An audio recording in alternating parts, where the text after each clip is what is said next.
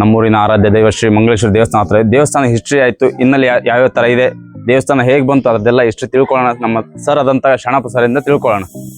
ದೇವಾಲಯಕ್ಕೆ ಸಂಬಂಧಿಸಿದ ನಾವು ದ್ವಾರ ಬಾಗಿಲದ ಮುಂದ್ಗಡೆ ಇರತಕ್ಕಂಥ 2 ಶಾಸನಗಳನ್ನು ನಾವಿಲ್ಲಿ ಅಗದಿ ಕಾಣ್ಬೋದು. ಇವತ್ತು ನಮ್ಮ ಕಣ್ಣಿಗೆ ಅವು ಅಷ್ಟು ಸರಿಯಾಗಿ ಸ್ಪಷ್ಟವಾಗಿ ಅಗದಿ ಗೋಚರಿಸೋದಿಲ್ಲ.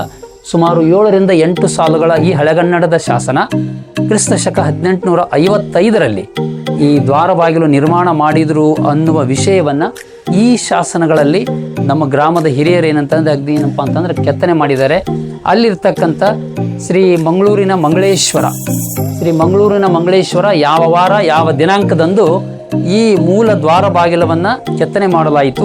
ಆಮೇಲೆ ಈ ದೇವಾಲಯದ ದ್ವಾರ ಬಾಗಿಲು ಇರತಕ್ಕಂಥ 2 ದ್ವಾರಪಾಲಕರು, ಈ ದ್ವಾರಪಾಲಕರು ಕೂಡ ಅಂತಂದರೆ ಈ ಕೆತ್ತನೆ ಯಾವಾಗ ಆಯಿತು ಅನ್ನೋದು ಕೂಡ ನಮ್ಗೆ ಈ ಒಂದು ಶಾಸನದಲ್ಲಿ ದ್ವಾರ ಬಾಗಿಲ ಮೇಲೆ ಇರ್ತಕ್ಕಂಥ ಈ ಬಂಡೆಗಲ್ಲಿನ ಶಾಸನದ ಮೇಲೆ ನಾವೇನಂತಂದ್ರೆ ಇದು ಕಂಡ್ಕೋಬಹುದು ಅನ್ನೋದು. ಈಗ ನಾವು ನೇರವಾಗಿ ಶ್ರೀ ದೇವಸ್ಥಾನದ ಒಳಗಡೆ ಏನಂತ ಮಂಗಳೇಶ್ವರ ಗರ್ಭಗುಡಿಯ ಒಳಗಡೆ ನಾವೇನಪ್ಪ ಅಂತಂದ್ರೆ ಇದು ಮಾಡೋಣ. ಶ್ರೀ ಮಂಗಳೇಶ್ವರನ ಚಾರಿತ್ರಿಕ ಹಿನ್ನೆಲೆ ಇರತಕ್ಕಂಥ ಏನಂತಂದ್ರೆ ಕೆಲವೊಂದು ಐತಿಹಾಸಿಕ ಹಿನ್ನೆಲೆ ಇರತಕ್ಕಂಥ ಈ ಗರುಡ ಕಂಬದ ಮೂಲಕವಾಗಿ ನಾವು ಶ್ರೀ ಮಂಗಳೇಶ್ವರ ಮೂಲ ದೇವಾಲಯದ ಸ್ಥಳವನ್ನು ನಾವು ಏನಪ್ಪ ಅಂತಂದ್ರೆ ನೋಡೋಣ. ಶ್ರೀ ಮಂಗಳೇಶ್ವರನ ಚರಿತ್ರೆಯನ್ನು ನಾವು ಅದನ್ನು ನೋಡಲಾಗಿ ಪುರಾತನವಾಗಿ ಹೇಳಬೇಕಪ್ಪ ಅಂತಂದ್ರೆ ಕೆಲವೊಂದು ದಾಖಲೆಗಳಲ್ಲದೇ ಇರತಕ್ಕಂಥ ಪೌರಾಣಿಕವಾಗಿ ಶ್ರೀ ಮಂಗಳೇಶ್ವರ ದೇವಾಲಯಕ್ಕೆ ಪೌರಾಣಿಕವಾಗಿರ್ತಕ್ಕಂಥ ಒಂದಿಷ್ಟು ಏನಂತಂದರೆ ಏನಪ್ಪ ಅಂತಂದ್ರೆ ಹಿನ್ನೆಲೆ ಐತಿ.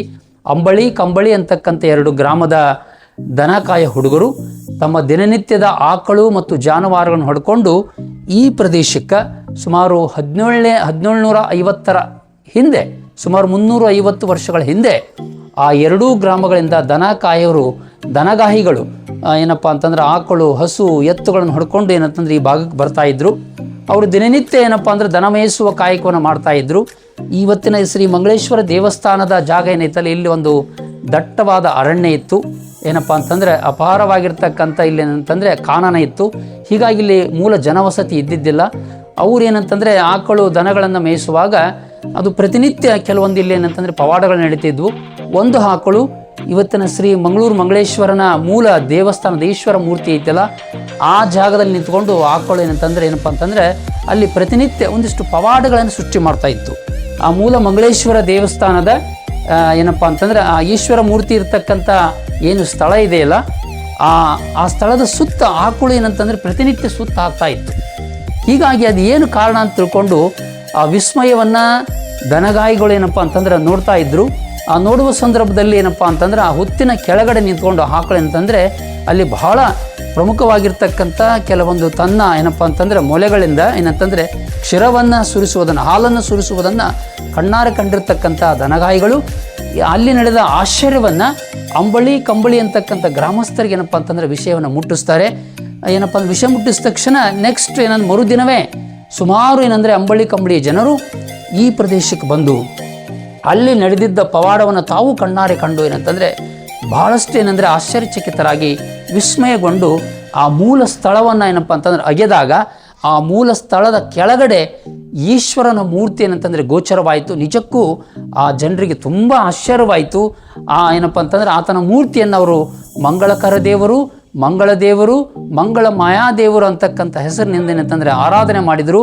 ಅಂದಿನಿಂದ ಇವತ್ತಿನವರೆಗೂ ಕೂಡ ಶ್ರೀ ಏನಪ್ಪ ಅಂತಂದರೆ ಮಂಗಳಕರ ದೇವರು ಮಂಗಳೇಶನೆಂದೇ ಬಹಳ ಪ್ರಖ್ಯಾತಿಯಾಗಿ ಏನಂತಂದರೆ ಆರಾಧನೆ ಮಾಡ್ತಾ ಇದ್ದಾನಂದ್ರೆ ನಿಜಕ್ಕೂ ಇದೊಂದು ಈ ಸ್ಥಳ ಏನಿದೆಯಲ್ಲ ಇದು ಒಂದು ಏನಂತಂದರೆ ಐತಿಹಾಸಿಕ ವಿಸ್ಮಯದ ಸ್ಥಳವಾಗೈತಿ ಅಂತಕ್ಕಂಥದ್ದು.